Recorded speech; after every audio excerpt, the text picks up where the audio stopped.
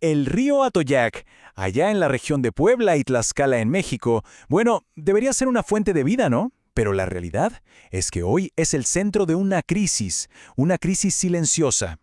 En este análisis vamos a desglosar cómo la contaminación de este río se ha transformado en una amenaza directa para la salud y de verdad para el futuro de muchísima gente. Así que, bueno, vamos a meternos de lleno en este tema. Y para entender la dimensión real del problema, creo que esta frase lo resume todo. Ojo, no estamos hablando simplemente de un problema ambiental, de agua sucia y ya. No. Se trata de un riesgo socioambiental crónico. ¿Qué significa eso? Pues que es un peligro constante, que afecta a la gente todos los días. Es como un desastre que se va desarrollando en cámara lenta justo frente a nosotros. Y aquí está el concepto clave de todo esto: desastre de desarrollo lento. A ver, pensémoslo así. Por un lado tienes una amenaza constante. En este caso, la contaminación tóxica del río. Y por el otro tienes condiciones sociales, digamos de vulnerabilidad, que dejan a la gente sin defensas. Cuando juntas esas dos cosas, ¿qué tienes? Un desastre. Pero no un desastre de esos que pasan en un día, como un terremoto. No, este es uno que va carcomiendo, que va erosionando la vida de la comunidad poco a poco, día tras día. Muy bien. Entonces, para entender bien el riesgo, lo primero es identificar la amenaza.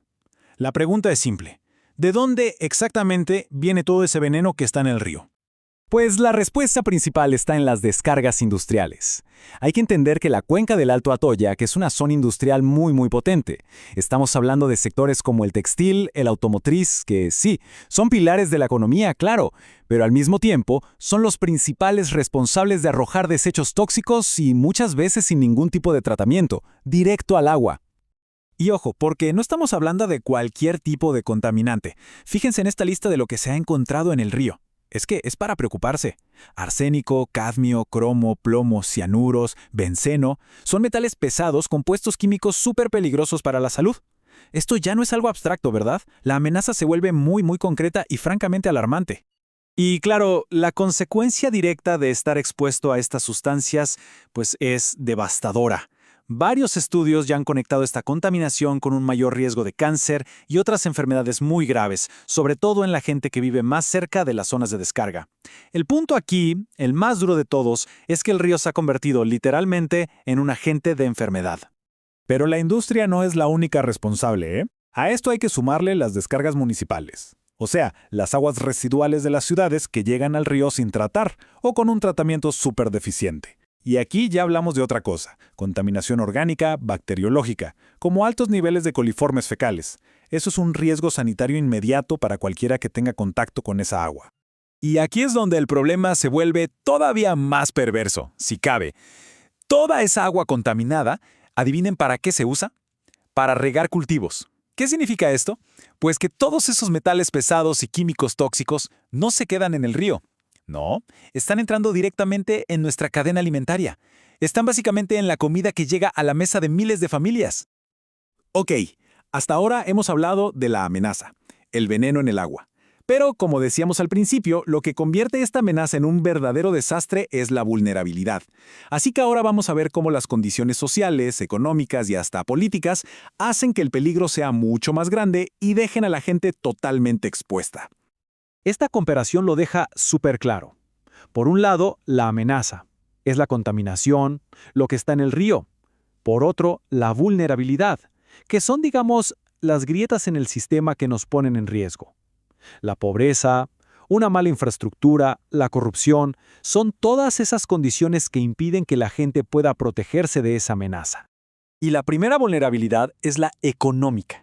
Resulta que en Puebla el servicio de agua está privatizado y las tarifas son altísimas, tan altas que muchas familias con pocos recursos se enfrentan a una elección. Es que es imposible: o pagan por tener agua potable limpia o usan ese dinero para comprar comida. Imagínense eso. Es una decisión que nadie, absolutamente nadie, debería tener que tomar. Y claro, esto obliga a muchísima gente a buscar agua de donde sea, aunque no sea segura. Y por si eso fuera poco, súmenle esto: el sistema es súper ineficiente. La cifra es de no creerse, un 40%. Casi la mitad del agua que ya se trató, que ya es potable, se pierde en fugas antes de llegar a las casas. Es una locura. Y este desperdicio obviamente no solo hace que el servicio sea más caro, sino que le mete una presión tremenda a los acuíferos, que de por sí ya están al límite. Y finalmente, llegamos a la vulnerabilidad, digamos, institucional, o para decirlo más claro, la impunidad. Hay denuncias muy serias que afirman que existen funcionarios corruptos en Conagua, Puebla, que en lugar de proteger el río, lo que hacen es proteger a empresas que hacen descargas contaminantes. Cuando la autoridad que debería cuidarnos supuestamente nos desprotege, la amenaza tóxica sigue ahí sin que nadie le ponga un alto. Bueno, el panorama hasta ahora se ve bastante sombrío, la verdad. Pero no todo está perdido, porque frente a un problema tan grande, tan sistémico, a veces la solución puede empezar desde abajo, a nivel local. Así que ahora vamos a cambiar de enfoque y ver cómo se puede construir resiliencia desde la propia comunidad. Entonces la pregunta es muy clara. Si el sistema está fallando, ¿qué puede hacer la gente? ¿Qué puede hacer una familia, una escuela, una comunidad entera para protegerse? La respuesta, al menos la más inmediata, no está en limpiar todo el río. Esa es una tarea gigantesca que le toca al Estado. La respuesta está en algo más directo: reducir la exposición al riesgo. Y aquí entra la acción más efectiva que se propone en el análisis: implementar sistemas de captación de agua de lluvia, o SCAL por sus siglas. Piénsenlo, es una solución súper práctica que le permite a la gente literalmente tomar el control de su propia fuente de agua. Esto les da seguridad y, sobre todo, autonomía. Y no es algo tan complicado como podría sonar. El proceso es bastante claro. Miren, primero se hace un diagnóstico y se diseña un sistema a la medida de cada casa o escuela. Segundo, se instalan las canaletas y los primeros filtros. El tercer paso es crucial: la filtración final y el almacenamiento seguro de esa agua. Y por último, y esto es importantísimo, la educación comunitaria, para que todos sepan cómo usar y mantener el sistema para que funcione bien a largo plazo. Y esta tabla lo resume de maravilla, porque conecta todo. Un sistema de estos ataca directamente las vulnerabilidades de las que hablamos. ¿Recuerdan el problema económico por las tarifas altas? Bueno, pues esto disminuye el consumo de la red y baja la factura. ¿Y las fugas y la falta de abasto?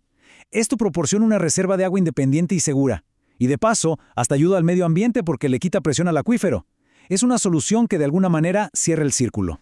Y cerramos con esta pregunta, que es para reflexionar. La crisis del río Atoyac nos muestra, por un lado, un sistema que claramente ha fallado, pero por el otro nos enseña el increíble poder que tiene la acción comunitaria. Instalar un sistema de captación de lluvia es mucho más que una solución técnica, es un acto de resiliencia, de autonomía. La gran pregunta que queda flotando es: ¿pueden estas acciones que nacen desde la gente ser suficientes para construir un futuro más seguro frente a la negligencia sistémica?